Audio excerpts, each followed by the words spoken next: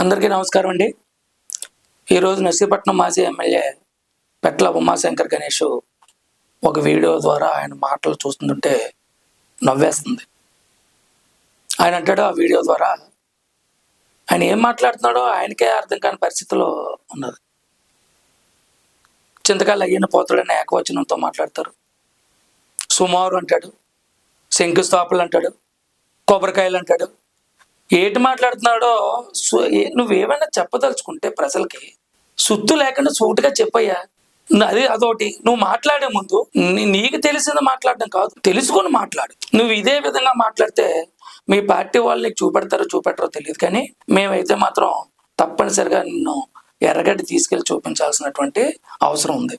నేను ఎందుకు ఈ మాట అంటానంటే, ఆయన అంటాడు హెచ్పిసిఎల్లో నేను ఏదో శంకుస్థాపన నేనే చేశాను, నేను కొబ్బరికాయ కొట్టాను, నేను కొట్టిన దగ్గర మళ్ళీ ఈయన కొడుతున్నాడు అని చెప్పేసి అంటాడు. ఒకరు తీసుకొచ్చిన దాని మీద అయ్యన్ పాత్ర గారు చేయాల్సినటువంటి అవసరం లేదు. ఆయనది ఎప్పుడు ఒక బ్రాండ్, ఒక ఇమేజ్ ఉంది.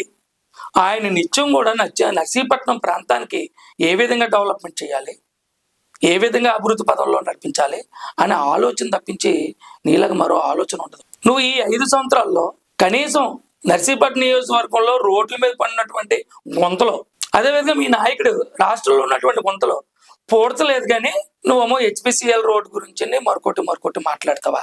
ఈ రోజు వచ్చిన అతి తక్కువ 5 నెలల్లోనే నర్సీపట్నం నియోజకవర్గంలో ఉన్నటువంటి అన్ని రోడ్ల తాలూ గుంతలు, అదేవిధంగా రాష్ట్రంలో ఉన్నటువంటి ప్రధాన రహదారులోని గుంతలని పూర్తి చేసి మొత్తం ప్రయాణికులకు అందరికీ కూడా చాలా చక్కగా ప్రయాణం సాగుతుంది. జనాలు అందరూ మేము చేసిన పనికి హర్షిస్తున్నారు. గుంతలు పూడ్చలేనోడు నువ్వు ఆ కోట్లు తెచ్చాను, ఈ కోట్లు శాంక్షన్ చేశాను చెప్పుకోవడానికి కనీసం సిగ్గుపడాలి కదా.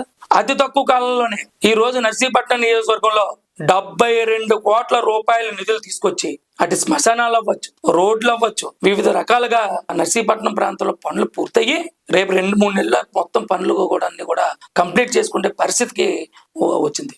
అలాంటిది నువ్వు ఏదేదో మాట్లాడి అయ్యన్ పోతి గారిది తీసుకొచ్చి చేసిందంతా నాది గొప్ప అని చెప్పేసుకోవడానికి మరోసారి ప్రయత్నం. ఇది మంచి పద్ధతి కాదు. నువ్వు 2019లో అప్పుడు మేము కొత్త వీధి నుంచి వెంకటేశ్వర స్వామి గుడికి రోడ్ శాంక్షన్ చేసాం, అయిపోయింది. నువ్వు 2024కి ఎలక్షన్కి ముందు ఆదరాబాదరుగా కనీసం నిధులు కానీ ఏమీ కానీ లేకుండా ఆదరాబాద్ రాత్రి రోడ్ వేసేసావు.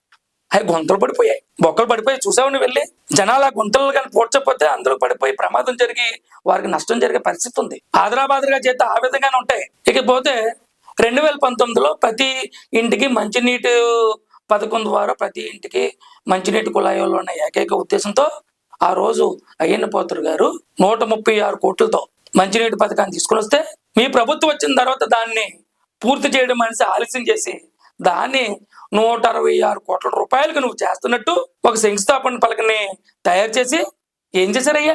రోడ్లన్నీ బాగున్న రోడ్లన్నీ మొత్తం గుంతలు పెట్టేశారు. పెట్టేస్తే పెట్టేయండి, కనీసం వాళ్ళు చేసిన వాళ్ళు కనీసం ఒక్క పైసా ఇచ్చావా? ఒక పైసా మీ ప్రభుత్వం నుంచి ఒక పైసా ఏవైనా వారికి నిధులు ఇచ్చారా వారు చేసిన పనికి? అదే అయ్యన్న పోతురు గారు అయితే మంచినీటి కాంట్రాక్టులు కానీ పబ్లిక్ వెల్త్ కానీ వచ్చినట్టు తెలియజేసినట్టునే ప్రభుత్వంతో మాట్లాడి వెంటనే నిధులు ఇచ్చి రేపు నర్సీపట్నంలో ఉన్నటువంటి ఆ మంచినీటి పథకం వెంటనే పూర్తి చేయాలని ఆదేశాలు ఇచ్చారు. అతి తక్కువ టైంలో అది కూడా పూర్తి చేయడం జరుగుతుంది అని చెప్పేసి ఈ సందర్భంగా నీకు తెలియజేయడం జరుగుతుంది.